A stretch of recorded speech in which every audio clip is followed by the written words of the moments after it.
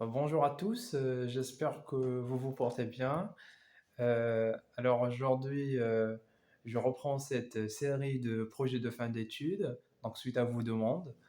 Heu, à travers cette série-là, je vais essayer de, partager avec vous justement un ensemble de travaux, sur lesquels, moi personnellement j'avais travaillé et aussi, ceux, que j'avais assisté, donc avec des différents collègues ou amis. Donc aujourd'hui j'ai un cas pour vous, un sujet, très intéressant, qui s'articule autour d'une thématique logistique. Donc c'est un projet au sein de Mars Maroc, euh, dans une division qui s'appelle DFF, donc une division de freight forwarding. Donc le sujet est intitulé donc réorganisation et reconfiguration d'une zone de rayonnage au sein d'un entrepôt à Mars Maroc. Donc euh, pendant cette vidéo, nous allons essayer d'introduire notre sujet dans un premier lieu et puis donner un petit aperçu sur l'environnement de stage. Et puis le contexte, le contexte est aussi euh, un aperçu sur la manière de détection des dysfonctionnements, en faisant appel bien évidemment à un ensemble d'outils permettant d'identifier les dysfonctionnements. Euh, et puis, donc, quatrième point sera justement une étude approfondie de la problématique, en faisant bien évidemment sortir l'ensemble de causes, euh, et puis proposer des solutions concrètes, voilà, en fin de compte, on va conclure notre sujet. Donc, alors, dans un premier lieu, vous savez que le secteur, donc ma première vidéo, c'était autour d'un sujet dans le secteur aéronautique. Donc aujourd'hui, on est avec le secteur portuaire. Vous savez, ce secteur est très vaste, donc il y a beaucoup de sujets à traiter et beaucoup de thématiques logistiques voilà, sur lesquels on peut travailler au sein d'un port. Donc moi, voilà, ce projet, je l'avais fait au sein d'une division euh, qui voilà, souffrait d'un ensemble de problèmes. Donc moi, on m'avait affecté une problématique au niveau d'un entrepôt, voilà. Donc c'était en fait un problème de non-organisation justement et non-exploitation des, euh, des, euh, des rayons au sein de l'entrepôt, au sein du magasin.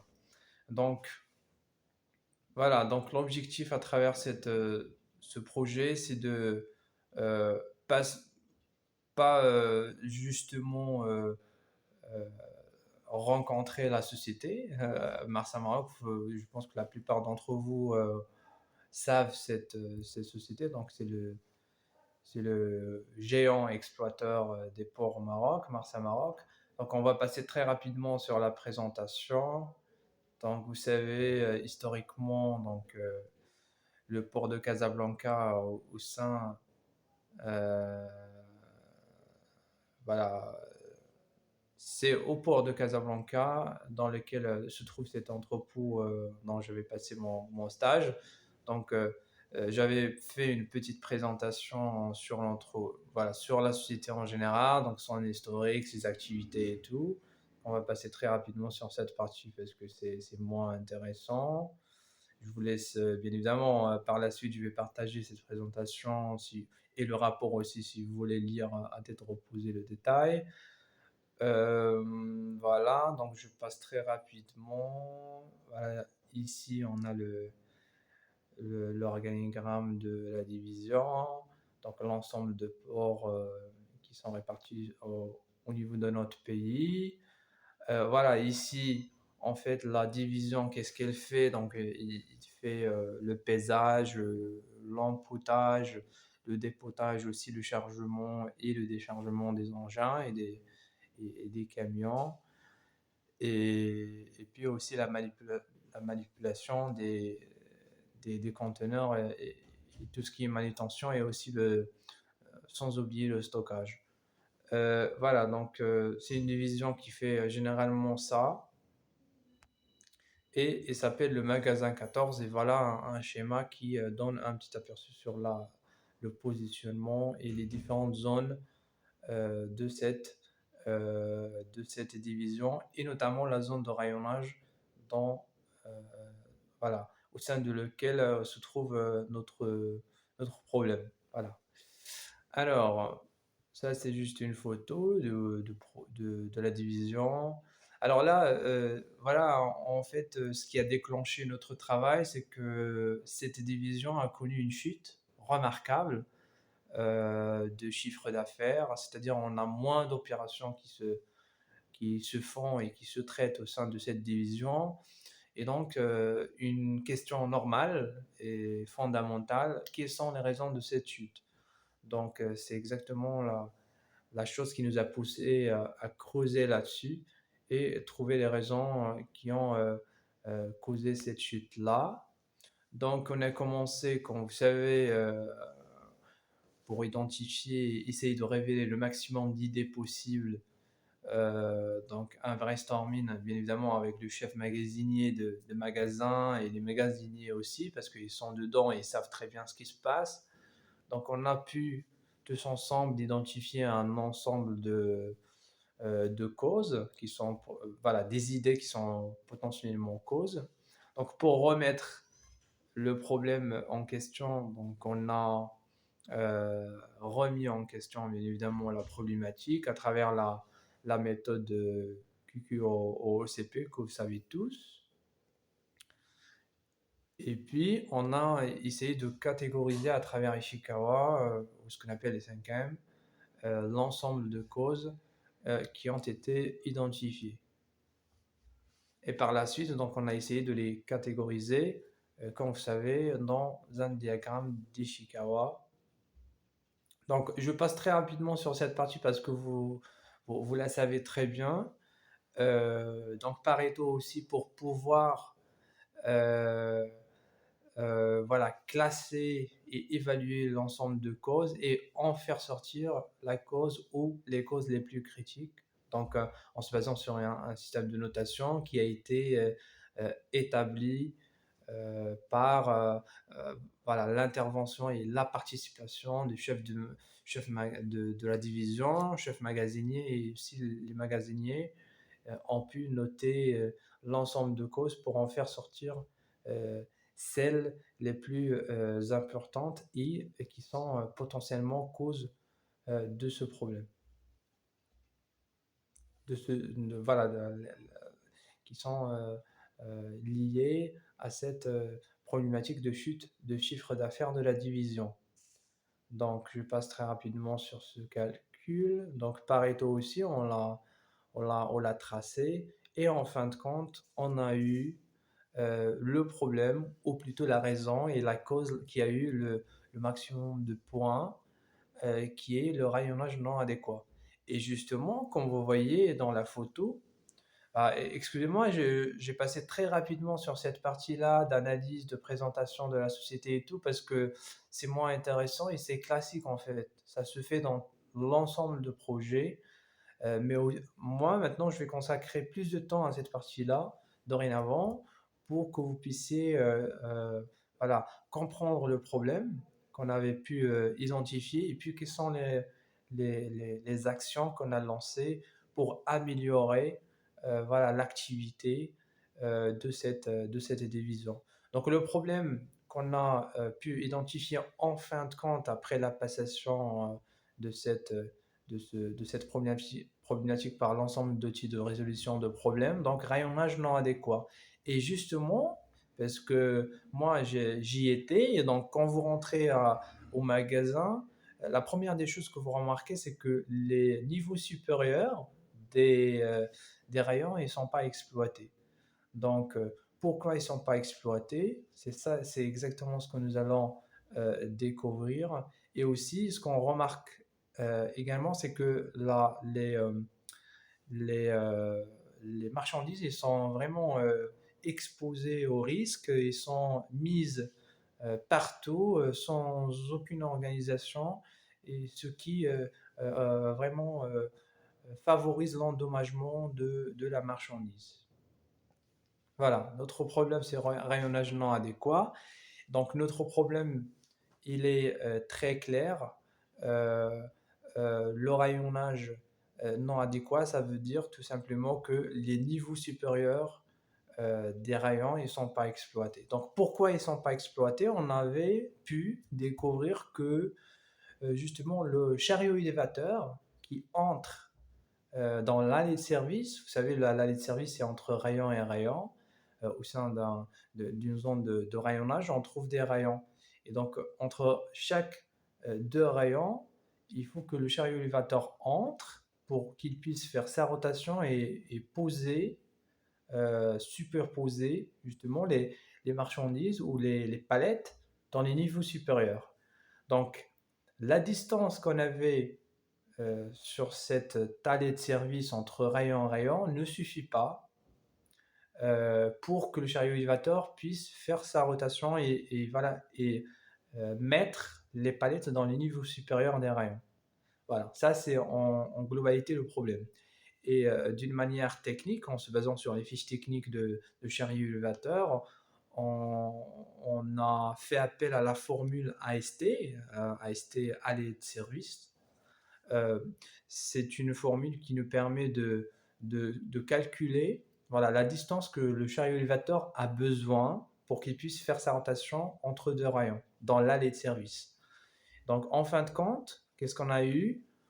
On a eu, pour que le chariot élévateur puisse faire sa rotation, il a besoin de 4 mètres, 4, d'accord, pour qu'il puisse faire sa rotation et pour qu'il puisse circuler avec sa rotation en toute liberté dans l'allée de service. Alors que dans l'état existant de cette zone de stockage, on n'a que 2,1 mètres. C'est pour cela, voilà, les chariots élévateurs ne pouvaient pas faire leur rotation pour qu'ils puissent, voilà, mettre les marchandises dans les niveaux supérieurs. Et c'est pour cela, donc, les manutentionnaires n'utilisaient que, voilà, des transpalettes, et ils étaient obligés de mettre les marchandises au sol et pas dans les niveaux supérieurs des rayons. Et donc, voilà, après avoir fait ce calcul, il s'est avéré que la rotation était impossible de chariot élévateur. Donc voilà, j'espère que vous avez pu retenir le problème. Maintenant, on passe à ce qui a été proposé pour que nous puissions... Voilà, ça c'est une... J'avais en fait fait le montage d'une vidéo qui montre la situation. Malheureusement, je ne vais pas, voilà, le faire passer pendant cette vidéo, mais si vous serez bien évidemment intéressé par voilà, ce projet, et que vous n'avez pas pu retenir voilà, la problématique à travers mon explication, cette vidéo sera bien évidemment à votre disposition pour que vous puissiez, voilà, promouvoir votre compréhension de la situation. Et puis, donc maintenant, on a deux solutions qu'on avait pu proposer, soit acheter quoi? En fait, on peut acheter des chariots élévateurs qui sont flexibles, d'accord, et qui ont la distance moins que celle qui est existante dans l'allée de service actuelle, qui sont flexibles et qui peuvent faire la rotation dans l'allée de service avec cette distance-là et mettre les palettes dans les niveaux supérieurs et pas seulement dans les sols. Ou on peut reconfigurer cette zone de stockage en enlevant bien évidemment des rayons. Ça veut dire entre rayon et rayon, on enlève des rayons pour que la distance s'agrandisse, et puis le chariot élévateur va pouvoir désormais voilà, faire sa rotation au sein de cette allée de service. Donc, on avait passé ces deux solutions par la méthode VPN, vous savez, le vote pondéré multicritère c'est une méthode qui nous permet justement de euh, comparer deux ou plusieurs solutions par rapport à certains critères. Donc, on a pu identifier trois critères: le coût, la facilité de mise en place et aussi la disponibilité. Donc, en fin de compte, parce que là, je vais passer très rapidement, vous savez, euh, le temps ne le permet pas, mais si vous êtes intéressé par le détail de calcul et tout, donc je vous invite vivement à me revenir pour avoir le rapport qui est détaillé et qui explique en détail la situation et le calcul qui a été fait. Donc, quand vous voyez ici donc l'étape 1 et 2 et 3 qui nous permettent ces étapes de la méthode VPN de faire sortir la solution la plus importante par rapport aux trois critères prédéfinis. Donc, il a été décidé en fin de compte de reconfigurer la zone. Pourquoi? Il y a une raison à cela, parce que enfin, en fait, Marsa Maroc récemment, il a déjà, parce que moi quand j'y étais, il avait déjà investi dans les engins, donc il ne va pas encore réinvestir. Donc c'est pour cela la méthode la plus simple pour moi, et on avait financièrement comparé les deux solutions, je vous invite vivement à lire le rapport. Donc la solution la plus optimale était justement la reconfiguration de la zone, parce qu'il s'agit juste d'un montage et démontage des rayons, et comme ça la solution sera mise en place. Mais par contre, l'achat des engins, ça demande tout un investissement, voilà, gigantesque pour que ce problème soit résolu. Voilà, donc reconfigurer, qu'est-ce qu'on a proposé? La reconfiguration justement de la zone en ajustant les rayons. Par exemple, entre deux rayons euh, se trouve un rayon, donc on l'enlève pour que la distance s'agrandisse. Donc j'espère que vous avez pu retenir cette solution qui a été proposée.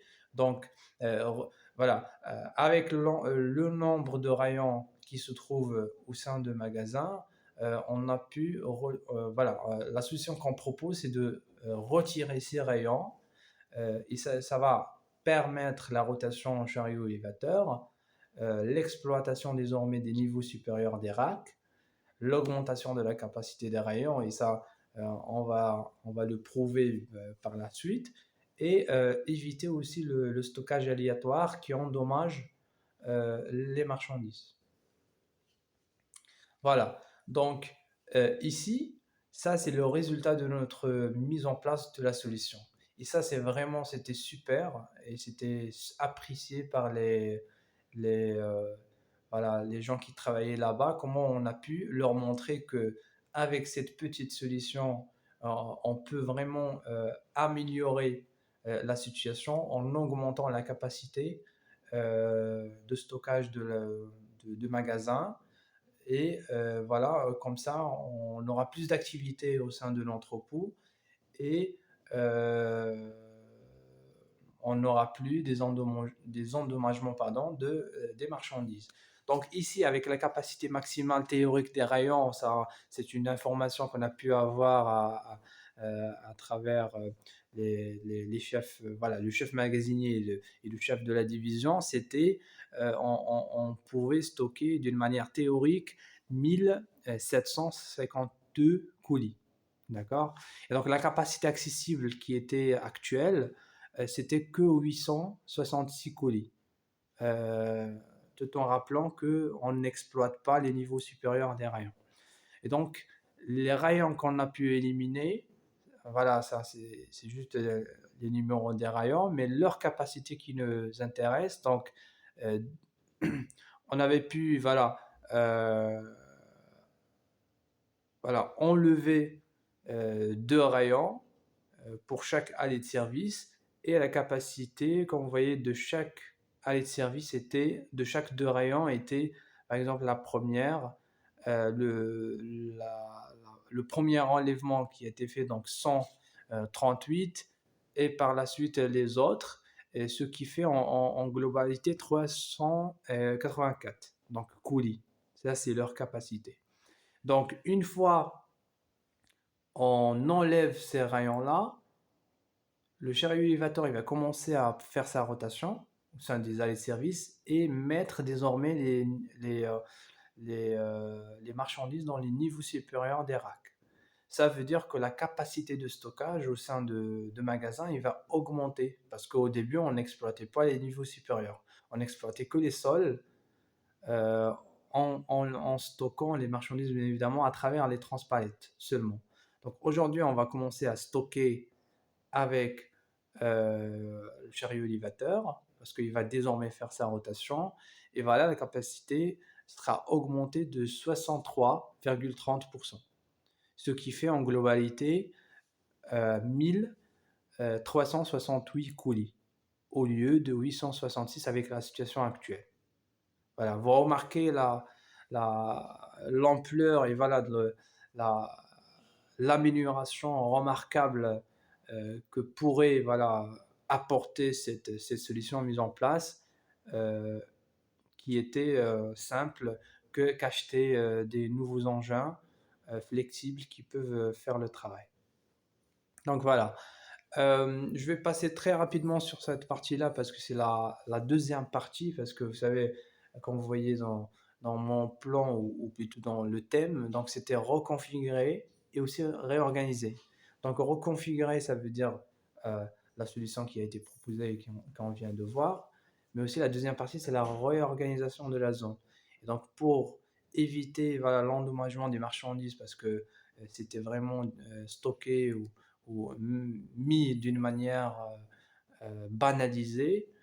Donc on avait proposé la méthode 5S qui sert à réorganiser le milieu de stockage et désormais stocker d'une manière bien définie euh, en respectant les 5 étapes de la méthode 5S. Donc, je vais passer très rapidement. Vous savez très bien, vous connaissez tous cette méthode-là. Donc voilà, on a commencé bien évidemment avec le nettoyage et puis le rangement des rayons et puis aussi, euh, pardon, la première étape, voilà, un instant. Donc la première étape, c'était de se débarrasser de tout ce qui était inutile. Parce qu'il y avait des cartons voilà, jetés partout dans le magasin. Donc il fallait se débarrasser de tout ce qui est inutile. Et puis voilà, le rangement, bien évidemment. Je ne vais pas rentrer dans les détails, vous savez, le temps ne le permet pas. Donc le nettoyage des sols et tout. La, la standardisation, ça veut dire euh, dédier à chaque chose sa place. Donc le jargon de cette étape-là, c'est de chaque chose a sa place, chaque place a sa chose. Voilà. Donc, et puis le respect, bien évidemment, et le suivi de, de la mise en place de cette méthode à travers un checklist qui sera rempli, bien évidemment, par les gens qui travaillent au sein de cet entrepôt pour voilà, veiller au respect de cette méthode-là. Voilà. Voilà, je vais en fait conclure avec cette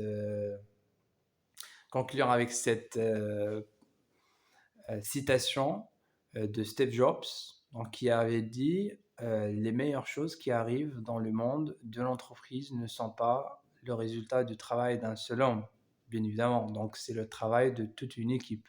Et ça, c'est très intéressant. Je vous invite vivement à chaque fois que vous aurez à travailler sur un projet de fin d'études, n'hésitez pas à impliquer les gens avec vous, notamment ceux qui travaillent au sein de ces milieux dont se trouve votre problème, parce que eux, ils sont capables de vous apporter des informations fiables et des données certaines pour que vous puissiez promouvoir votre travail et l'analyser d'une manière fine et s'en sortir avec justement des résultats concrets. Voilà, donc c'était le déroulement. Voilà, je vous invite vivement, si vous êtes intéressé, si vous aurez à passer un stage avec Marsa Maroc, donc n'hésitez pas à lire le déroulement de ce stage, bien évidemment, pour avoir voilà, un aperçu ou plutôt une idée claire sur le déroulement de stage, comment ça se fait. Et puis voilà, ma présentation touche à sa fin, je n'ai qu'à conclure.